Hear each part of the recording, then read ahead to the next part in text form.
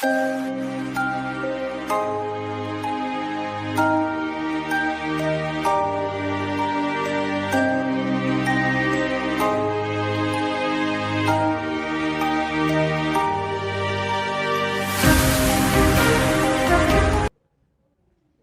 बच्चों, कैसे सब? अच्छे होंगे, है ना? घर बैठ के आराम से स्टडी कर रहे हैं अभी अपन ऑनलाइन बैठ करके। तो आज अपन आपके घर तक पहुंचाने वाले जो ऑनलाइन वीडियोस हैं उनमें आज अपन लेकर आए हैं 10वीं क्लास का विज्ञान का एक टॉपिक, जिसे अपन आज इस वीडियो में डिस्कस करेंगे। मैं पूनम प्रजापत, आदर्श विद्या मंदिर से। तो आइए, आज अपन शुरू करने से पहले पीछे का जो अपने पढ़ा था, जो अपने डिस्कस किया था, एक बार उसको रिकॉल कर लेते हैं ताकि आप लोगों को वापस वो चीज़ समझ में आ जाए कि अपन कहाँ पर थे और आज हम कहाँ पहुँच गए, राइट? क्योंकि एक बार बेटा, जब भी आप वीडियो भी देखें, कोई भी वीडियो को देखें किसी भी सब्जेक्ट का, तो आप हमेशा कोशिश करें कि पीछे का जो है यदि आपने पढ़ा हुआ है तभी जाके नेक्स्ट वीडियो, नया टॉपिक, फ्रेश टॉपिक आपको समझ में आएगा, है ना? तो कोशिश कीजिए कि जब भी आपको कहा जाए कि आज नया वीडियो अपलोड किया गया है तो आप पुराने वीडियो को देखकर ही नए वीडियो को खोलें ताकि आपको वो चीज़ समझ में आए, है ना? तो वैसे तो स्टडी के बारे में पूछने की जरूरत नहीं है, बहुत अच्छे फीडबैक आ रहे हैं। फिर भी एक बार मैं फिर से कहूँगी कि आप लोग ठीक से, ध्यान से घर पे बैठ के आराम से क्या कीजिए, वीडियो को देखिए, फिर उनको पढ़िए और उनको याद कीजिए, प्रॉपर नोट्स के साथ उन्हें लिखिए बेटा। ये हम लोग कोशिश यही कर रहे हैं कि आपको हम लोग नोट्स के अकॉर्डिंग ही पढ़ा रहे हैं, आपके चैप्टर में जो टॉपिक्स हैं उसके अकॉर्डिंग ही अपन चल रहे हैं, ठीक है? तो अपन ने पीछे अपना जो चैप्टर चल रहा था 6 रासायनिक अभिक्रियाएं एवं उनके प्रकार, जिनके अंदर अपन ने ये रासायनिक अभिक्रिया क्या होती है, उनके प्रकारों के बारे में विद एग्जाम्पल डिस्कस किया था, अगर आपको याद हो तो, है ना? किया था ना? याद ही होगा, ऑफ कोर्स याद है, आप बराबर देख रहे हैं वीडियोस। तो उसके बाद अपन ने देखा कि जब अपन इनकी बात कर रहे थे तो उसके बाद अपन ने अभिक्रियाओं के प्रकार में क्या क्या पढ़ लिया था।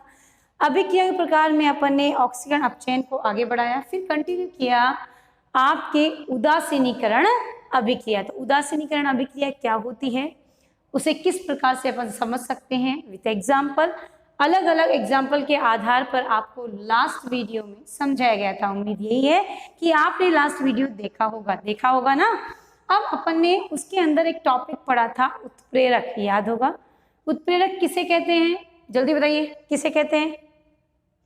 अच्छा, फिर तो सबको याद है, वेरी गुड। चलो वापस मैं रिकॉल कर देती हूँ एक बार कि उत्प्रेरक क्या होते हैं। उत्प्रेरक वो होते हैं जो किसी भी रासायनिक अभिक्रिया के वेग में परिवर्तन कर देते हैं, परंतु अपने स्थिति में कोई परिवर्तन नहीं करते हैं। स्वयं को बिना चेंज किए रासायनिक अभिक्रिया के वेग में क्या कर देते हैं बेटा, वो परिवर्तन कर देते हैं। आज अपने लास्ट वीडियो में इसके क्लासिफिकेशन को देखा था, एक चार्ट के रूप में लिखा था, आपका याद हो तो। उत्प्रेरकों के प्रकार मैंने 2 बताए थे। उन 2 प्रकारों में था, एक तो किसके आधार पर, अवस्था के आधार पर, और दूसरा था क्रिया के आधार पर। अवस्था के आधार पर अपन ने क्या पढ़ा था, अवस्था के आधार पर था 2 प्रकार, समांगी व विषमांगी। और अपन ने क्रिया के आधार पर 4 प्रकार पढ़े थे। कौन कौन से, जरा फटाफट रिकॉल कीजिए कि कौन कौन से प्रकार आपको बताए गए थे। 4 प्रकार बताए गए थे, जल्दी। पहला था धनात्मक, वेरी गुड। दूसरा ऋणात्मक, तीसरा स्वतः, चौथा जैव उत्प्रेरक, वेरी गुड। यानी सबको याद है, गुड गुड। चलो शुरू करते हैं, आज अपन उत्प्रेरकों के प्रकार शुरू करें। तो आइए चलते हैं अपना आज का टॉपिक लेकर, जिसका नाम है उत्प्रेरकों के प्रकार। और उत्प्रेरकों के प्रकार में पहला है आपका कौन सा, अवस्था के आधार पर। अवस्था के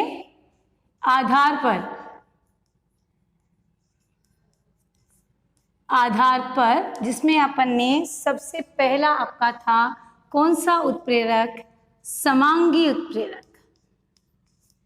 समांगी उत्प्रेरक, ठीक है। समांगी उत्प्रेरक किसे कहते हैं, इसकी क्या परिभाषा होती है, एक बार जस्ट मैं बोलकर समझा रही हूं ताकि आपको वो चीज जब मैं लिखूं तो भी समझ में आ जाए। सम अंगी, जिनको समान पदार्थों से मिलकर बनाया, मीन्स जिनकी अवस्थाएं क्या हो, सम मतलब समान, अर्थात वे रासायनिक अभिक्रियाएं जिनमें क्या होता है, उत्प्रेरक, अभिकारक, उत्पाद तीनों एक ही अवस्था में पाए जाते हैं, क्या कहलाते हैं, समांगी उत्प्रेरक कहलाते हैं। बात समझ में आ गई। समांगी उत्प्रेरक किसे कहते हैं, तो परिभाषा लिखिए। चलिए आप अपने नोट्स और कॉपी हाथ में होंगे, लिखना शुरू कीजिए। लिखिए, जब रासायनिक अभिक्रिया में, रासायनिक अभिक्रिया में, अभिक्रिया में उत्प्रेरक, उत्प्रेरक, अभिकारक, अभिक्रिया करने वाले अभिकारक तथा उत्पाद तीनों समान भौतिक अवस्था में हो, भौतिक अवस्था में हो, अवस्था में हो, समांगी उत्प्रेरक कहलाते हैं, उत्प्रेरक कहलाते हैं तथा इस क्रिया को, इस क्रिया को समांगी उत्प्रेरण कहते हैं।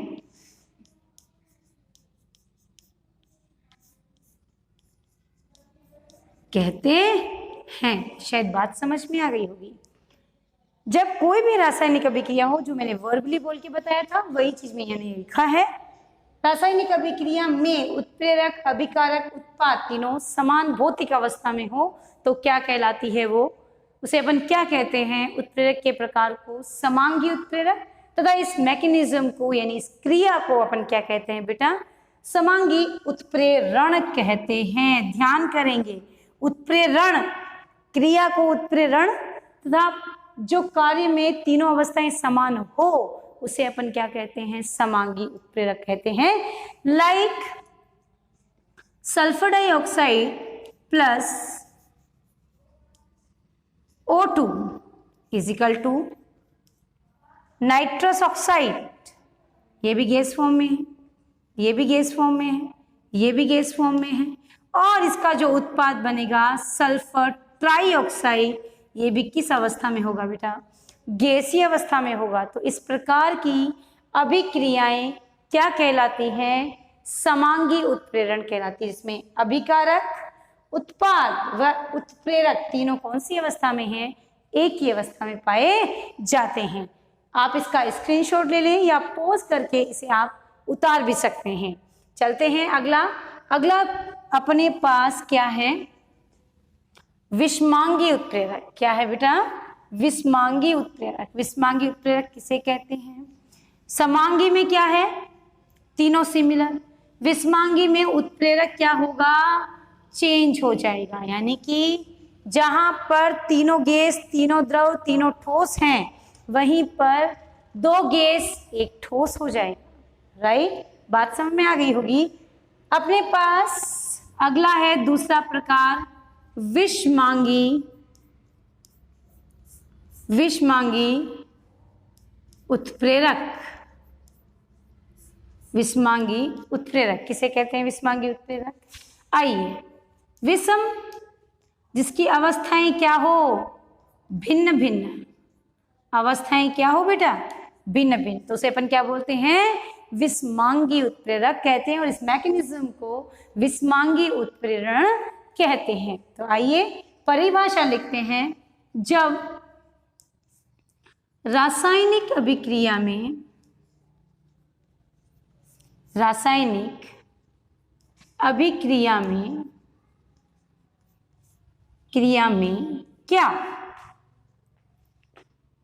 उत्प्रेरक, उत्प्रेरक, अभिकारक तथा उत्पाद तीनों भिन्न भिन्न भौतिक अवस्था में हो, अवस्था में हो, भिन्न भिन्न भौतिक अवस्था में हो, विषमांगी उत्प्रेरक, विषमांगी उत्प्रेरक कहलाते हैं।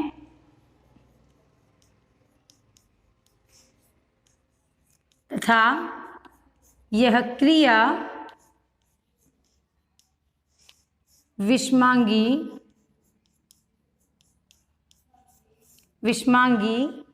उत्प्रेरण कहलाते हैं। प्रेरण कहलाते हैं। बात समझ में आ गई होगी, हाँ या ना? उत्प्रेरण कहलाते हैं। अपन इसको एक एग्जाम्पल से भी समझ सकते हैं, like N2 plus 3H2 is equal to iron, जो कि सॉलिड अवस्था में है, नाइट्रोजन गैस, हाइड्रोजन भी गैस, तथा अमोनिया जो बनती है वो भी किस फॉर्म में है बेटा? गैस। लेकिन एग्जाम्पल क्या कह रहा है कि इसमें अभिकारक उत्पाद तो समान अवस्था में है, लेकिन उत्प्रेरक जो है उसकी अवस्था अलग हो जाती है। तो क्या कहलाता है वो? विषमांगी उत्प्रेरक कहलाता है। विषमांगी उत्प्रेरक मतलब जिसमें भौतिक अवस्थाएं क्या हो? भिन्न भिन्न पाई जाती हो, उसे अपन क्या कहते हैं? विषमांगी उत्प्रेरक कहते हैं। और इस क्रिया को क्या कहते हैं बेटा? विषमांगी उत्प्रेरण कहा जाता है। तो ये थे अपने दोनों प्रकार, किसके आधार पर? अवस्था के आधार पर। आप इसका भी एक स्क्रीनशॉट ले लें या वीडियो को पॉज करके आप इसे लिख सकते हैं। चलते हैं अगला टॉपिक, क्रिया के आधार पर।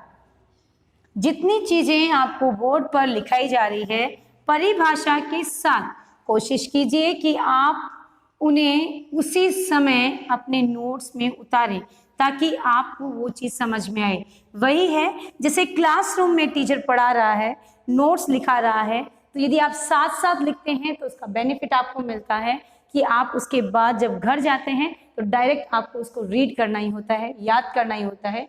लेकिन यदि आप रफ में फिर फेर में इस तरह से करेंगे तो अपना टाइम केवल थ्योरी होमवर्क करने में ही चला जाता है। तो कोशिश कीजिए कि जितना टाइम आप लर्निंग में दे सकते हैं उतना ज़्यादा से ज़्यादा दें, उसका यूज़, उसका बेनिफिट आपको बाद में मालूम चलेगा। चलते हैं अगला अपना जो टॉपिक है, दूसरा प्रकार जो आपको बताया है वो है क्रिया के आधार पर। क्रिया के आधार पर अपने 4 प्रकार पढ़े हैं। सबसे पहला क्या है? धनात्मक उत्प्रेरक, राइट। सबसे पहला है आपका धनात्मक उत्प्रेरक। धनात्मक उत्प्रेरक, धनात्मक उत्प्रेरक का मतलब क्या है कि जब भी कोई रासायनिक अभिक्रिया होती है और उसमें अपन ने क्या किया कि किसी भी अभिक्रिया के अंदर यदि आपने क्या कर लिया, कोई भी उत्प्रेरक डाल दिया, तो वह अभिक्रिया के वेग को क्या कर देता है? बढ़ा देता है। समझ में ये बात? धनात्मक उत्प्रेरक किसे कहते हैं? धनात्मक उत्प्रेरक वे होते हैं जो अभिक्रिया के वेग को बढ़ा देते हैं, और ऋणात्मक उत्प्रेरक वह होते हैं, यहाँ साथ में ही दोनों को पढ़ लेते ताकि आपको क्लियरली समझ में आ जाए। दूसरा आपका क्या है? ऋणात्मक उत्प्रेरक। ऋणात्मक उत्प्रेरक किसे कहते हैं? जो क्या करते हैं? रासायनिक अभिक्रिया के वेग को क्या कर देते हैं? कम कर देते हैं। तो आइए शुरू करते हैं धनात्मक उत्प्रेरक। तो अपन कहते हैं सबसे पहला है आपका धनात्मक। वे उत्प्रेरक जो रासायनिक अभिक्रिया के वेग को बढ़ा देते हैं, बढ़ा देते हैं, धनात्मक उत्प्रेरक कहलाते हैं। धनात्मक उत्प्रेरक कहलाते हैं। बात समझ में आ गई होगी। अपन बात करें तो अपने पास एक एग्जाम्पल दिया है बहुत ही अच्छा KClO3 का। मैंने ये पहले ही बताया है, KClO3 is equal to 2KCl plus 3O2। यहाँ लिख दिया आपने MnO2 मैग्नीज डाइऑक्साइड का चूर्ण। जब आप इस अभिक्रिया में KClO3 अभिकारक में मिलाते हैं तो वह जल्दी ही KClO3 किसमें टूट जाता है, 2KCl में टूट जाता है। तो इस प्रकार जो होती है अभिक्रियाएं, उनमें अपन कहते हैं कि ये क्या कर रहे हैं, ये उत्प्रेरक जो इस अभिक्रिया में मिलाए गए हैं वो स्वयं तो खुद में परिवर्तन नहीं करेंगे, परंतु रासायनिक अभिक्रिया के वेग को क्या कर देते हैं, बढ़ा देते हैं। तो बात समझ में आ गई होगी। पोटेशियम क्लोरेट तथा पोटेशियम क्लोराइड, जब पोटेशियम क्लोरेट क्या करता है, पोटेशियम क्लोराइड में टूटता है तो उस समय MnO2 उसमें अभिक्रिया के वेग को बढ़ाने के लिए डाली जाते हैं। तो ये था उत्प्रेरक जो क्या करता है, अभिक्रिया के वेग को बढ़ाता है। बात समझ में आ गई होगी, है ना। तो ध्यान से इसको उतारेंगे। सेकंड आपका जो है वो ऋणात्मक उत्प्रेरक। तो अपन इसकी परिभाषा क्या लिखेंगे, वे उत्प्रेरक जो रासायनिक अभिक्रिया के वेग में कमी कर देते हैं। क्या कर देते हैं बेटा, कमी कर देते हैं, ऋणात्मक उत्प्रेरक कहलाते हैं। ऋणात्मक उत्प्रेरक कहलाते हैं। आपको एक जनरल एग्जाम्पल बताती हूँ जो अपने को नॉर्मली अपन देखते हैं कि आजकल कई अपन देखते हैं कि कई बार अपन किसी को न्यूज़ में भी सुनते हैं, बहुत बार अपन ये देखते हैं कि आजकल छोटे बच्चों को बेहोश करके तुरंत ले जाते हैं। तो एक्चुअल में वो क्या करते हैं कि उन्होंने जैसे ही रुमाल को मुंह के ऊपर लगाया वो तुरंत बच्चा बेहोश हो जाता है। उस उसका नाम क्या है, जो यूज़ वो केमिकल करते हैं उस केमिकल का नाम क्या है, तो आप जानते होंगे, फिर भी मैं बता रही हूँ, क्लोरोफॉर्म, CHCl3। क्लोरोफॉर्म जो है एक ऐसा केमिकल है जिसकी बहुत सूक्ष्म मात्रा भी किसी भी व्यक्ति को क्या करने पर, बेहोश करने के लिए काम में ली जाती है। ये बहुत ज़्यादा क्रियाशील है। यदि इसकी रिएक्शन, यदि इसे हम खुले में छोड़ दें वायु के साथ तो वो तुरंत रिएक्शन कर लेती है और रिएक्शन करके एक विषैली गैस, क्लोरोफॉर्म से भी विषैली गैस फॉस्जीन COCl2 जिसे अपन कहते हैं फॉस्जीन गैस का निर्माण कर लेते हैं। लेकिन जब इसके अंदर C2H5OH एथिल एल्कोहल को मिला दिया जाता है तो क्लोरोफॉर्म किसमें नहीं बदलती, फॉस्जीन गैस जो कि बहुत ही विषैली प्रवृत्ति की है उसमें कन्वर्ट नहीं होती। यानी ये जो क्लोरोफॉर्म की अभिक्रिया ऑक्सीजन के साथ हो रही है वो धीरे धीरे होना संपन्न होती है। इसलिए इस प्रकार की अभिक्रिया में एथिल अल्कोहल किसका काम कर रहा है, एक ऋणात्मक उत्प्रेरक का कार्य कर रहा है। तो आपको समझ में आ गई होगी बात कि धनात्मक और ऋणात्मक उत्प्रेरक में क्या डिफरेंस है। एक बार फिर रिपीट कर देती हूँ, जो अभिक्रिया के वेग को बढ़ाते हैं उन्हें धनात्मक, जो घटा देते हैं उन्हें ऋणात्मक उत्प्रेरक के नाम से जाना जाता है। विथ एग्जाम्पल अपन ने इसको कर लिया है, आप इसका स्क्रीनशॉट ले लें या फिर आप इसे बोर्ड से ही उतार लें ताकि आपके लिए वो इजी रहे। बात समझ में आ गई होगी। अपन चलते हैं अपना नेक्स्ट टॉपिक, जो इसके ही प्रकार हैं, दो और हैं। एक है स्वतः उत्प्रेरक और दूसरा है जैव उत्प्रेरक। स्वतः उत्प्रेरक व जैव उत्प्रेरक क्या होते हैं?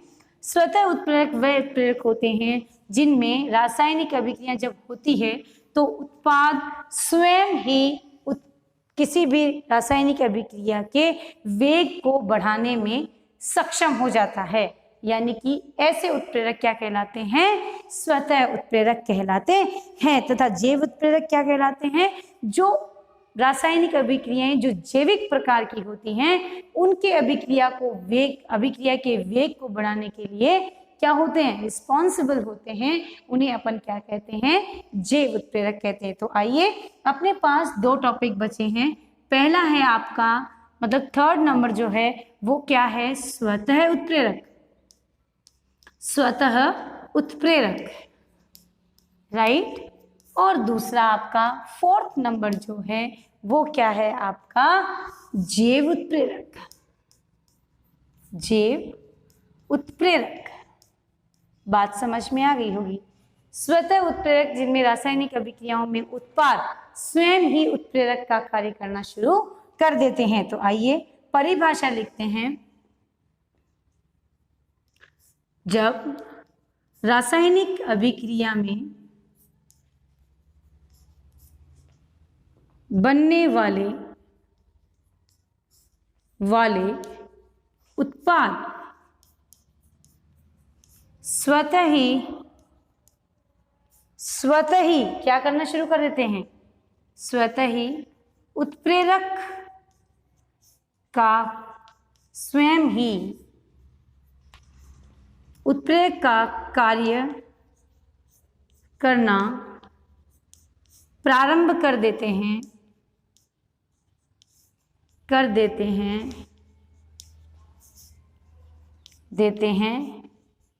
स्वतः उत्प्रेरक कहलाते हैं। तो आइए अपन शुरू करते हैं अपना एक एग्जाम्पल। आपने एस्टर का नाम सुना होगा, लेकिन नहीं सुना तो आज मैं बता देती हूँ। एस्टर भी एक प्रकार का क्या है? एसिड है, जिसके अंदर यदि आप जल मिला देते हैं तो वो एसिटिक अम्ल में बदल जाता है। तो जब वो एसिटिक अम्ल में बदलता है तो उस दौरान जो है वो अपने पास क्या होता है कि वो एसिटिक अम्ल खुद ही क्या कर देता है? अभिक्रिया के वेग में वृद्धि कर देता है। तो आइए एक एग्जाम्पल लिखते हैं। CH3 C double bond O C2H5 ethyl acetate. Ethyl 2 carbon, इसको एसीटेट, तो नाम दिया एथिल एसीटेट। बात समझ आ गया? इसकी अभिक्रिया जब जल के साथ करवाई जाती है तो क्या बनता है बेटा? आप तोड़ेंगे H+OH-, वही यहाँ से ये टूटेगा माइनस और ये प्लस, क्योंकि अम्ल जो होते हैं वो अपने साथ जुड़े हुए धनात्मक जो अपने पास पदार्थ होता है, जो अणु होता है, उसको अपने से पृथक कर देते हैं, तो उसे अपन कहते हैं अम्ल।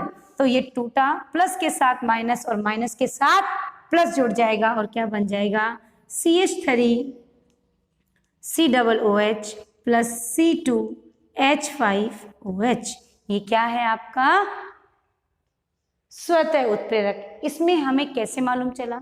तो प्रारंभ में जब अभिक्रिया में एस्टर लिया और जल डाला तो अभिक्रिया धीरे धीरे हो रही थी। जब कुछ समय बाद देखा तो अभिक्रिया तीव्र गति से होने लगी, अर्थात जब एसिटिक अम्ल बनने के बाद तो वो अभिक्रिया तीव्र गति से संपन्न हो रही है, अर्थात बनने वाला उत्पाद एसिटिक अम्ल स्वयं क्या कर रहा है? उसमें उत्प्रेरक का कार्य कर रहा है। बात समझ में आ गई होगी।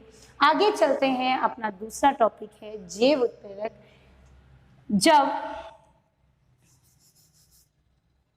जब रासायनिक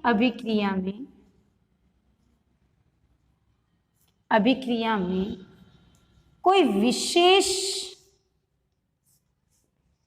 उत्प्रेरक अभिक्रिया के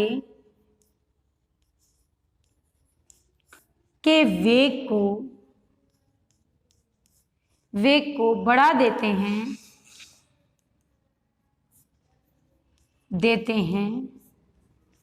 जैव उत्प्रेरक कहलाते हैं। बात समझ में आ गई होगी। फॉर एग्जाम्पल अपने पास urea NH2C double bond O NH2, ये यूरिया है बेटा, बात समझ में आई। अब यूरिया का जब अपने को अपघटन करना है तो एक एंजाइम आता है, वो यूरिएज एंजाइम एक प्रकार का उत्प्रेरक है। ये यूरिएज जो एंजाइम है ये स्पेसिफिक यूरिया को तोड़ने अपघटित करने के लिए ही काम में लिया जाता है। तो यूरिया जो है वो टूट जाएगी आपके किस में, 2 मोल अमोनिया तथा CO2 में टूट जाती है। तो इस प्रकार जो अपने पास वैल्यू है, अपने पास जो भी मान है, उसमें अपन क्या करते हैं, यूरिया का अपघटन कर देते हैं। तो यूरिया का जब अपघटन किया जाता है तो जनरली अपन जानते हैं कि यूरिया का अपघटन जल की उपस्थिति में कराए जाएंगे, क्योंकि सॉलिड पदार्थ ऐसे तो टूटेंगे नहीं। तो सॉलिड पदार्थ को जब तोड़ा जाता है जल की उपस्थिति में तो अपने पास अमोनिया और CO2 प्राप्त होता है। तो इस प्रकार ये था आपके उत्प्रेरकों का टॉपिक। और इसी में एक उत्प्रेरक और आता है, उत्प्रेरक वर्धक और विष उत्प्रेरक। जैसे कि धनात्मक और ऋणात्मक है वैसा ही है। अपने पास 2 टॉपिक लास्ट हैं जो मैं कवर कर देती हूँ आपके लास्ट टॉपिक्स को, ताकि आपका क्लियर हो जाए ये टॉपिक उत्प्रेरक, और अपना चैप्टर भी क्या हो जाता है, एंड हो जाता है इसी के साथ। तो अपना लास्ट है उत्प्रेरक के 2 पार्ट्स और हैं, जिसे अपन बोलेंगे उत्प्रेरक विष व उत्प्रेरक वर्धक। वर्धक उत्प्रेरक और दूसरा है आपका क्या, विष उत्प्रेरक। विष उत्प्रेरक, राइट। उत्प्रेरक वर्धक और विष उत्प्रेरक। तो अपन क्या बात करेंगे, उत्प्रेरक वर्धक और विष उत्प्रेरक में क्या फर्क है। तो वर्धक उत्प्रेरक का मतलब है, फॉर एग्जाम्पल अपन लेते हैं N2 + 3H2 = Fe/MO और बन जाता है 2NH3। जस्ट लाइक विष उत्प्रेरक में N2 + 3H2 = 2NH3 Fe/कार्बन मोनोऑक्साइड। तो यहाँ कहा गया यदि नाइट्रोजन के साथ हाइड्रोजन गैस को मिलाया जाता है और यदि उसको आयरन के उत्प्रेरक के रूप में यूज किया जाता है, तो आयरन के साथ यदि मोनिब्लेडम को डाला जाता है तो वो मोनिब्लेडम जो है वो क्या करता है, आयरन की क्रियाशीलता को और बढ़ा देता है, और जिससे ये अभिक्रिया और तीव्र गति से संपन्न होना शुरू हो जाती है, अर्थात अमोनिया तीव्र गति से बनना शुरू हो जाती है। वहीं जब अपन विष की बात करें तो आयरन के साथ यदि आपने कार्बन मोनोऑक्साइड को डाल दिया है तो ये अभिक्रिया के वेग को धीमा कर देगा और अभिक्रिया धीमी गति से संपन्न होना प्रारंभ हो जाती है। तो ये था आपके उत्प्रेरकों के प्रकार और उत्प्रेरकों के बारे में सब कुछ डिस्कस कर लिया गया है। जितने भी इसके प्रकारों के बारे में आपके सिलेबस के अकॉर्डिंग बताया गया है। लास्ट टॉपिक जो है वो है इसके गुण। तो उत्प्रेरक जो होते हैं उसके जनरल गुण धर्म है, कुछ ज़्यादा स्पेसिफिक नहीं है, आप बुक से देख लीजिएगा। बहुत ही इजी सा टॉपिक है। जैसे मैं फॉर एग्जांपल आपको गुण बताऊं कि उत्प्रेरक स्पेसिफिक होते हैं, एक अभिक्रिया में एक स्पेसिफिक उत्प्रेरक ही काम आता है, हर किसी अभिक्रिया में एक उत्प्रेरक कार्य नहीं करता है। दूसरी बात, अभिकारक और क्रिया जब करते हैं आपस में तो उत्प्रेरक उसमें भाग नहीं लेगा, वो केवल और केवल रासायनिक अभिक्रिया में प्रोडक्ट को ये नहीं करेगा कि प्रोडक्ट मैं बना रहा हूँ, वो केवल और केवल रासायनिक अभिक्रिया के वेग में परिवर्तन करता है। ये तो स्पेसिफिक गुण हैं किसके, उत्प्रेरक के। तो इनको आप थोड़ा सा अच्छे से रीड करें। यदि आपको कोई दिक्कत हो तो आप कमेंट बॉक्स में लिखें कि हमें ये टॉपिक समझ में नहीं आया है, हम आपको उसी टॉपिक को वापस नेक्स्ट वीडियो में पहले डिस्कस करके फिर ही नया टॉपिक आपको पढ़ाएंगे। तो कोशिश आपको करनी है, हम आपके साथ हैं, इसलिए आप लोग घर बैठकर अच्छे से रीड करें, अच्छे से अपना रिस्पांस दें, क्योंकि आप जिस जोश से पढ़ेंगे तो हम आप तक वीडियो उसी जोश के साथ पहुंचाएंगे। Thank you.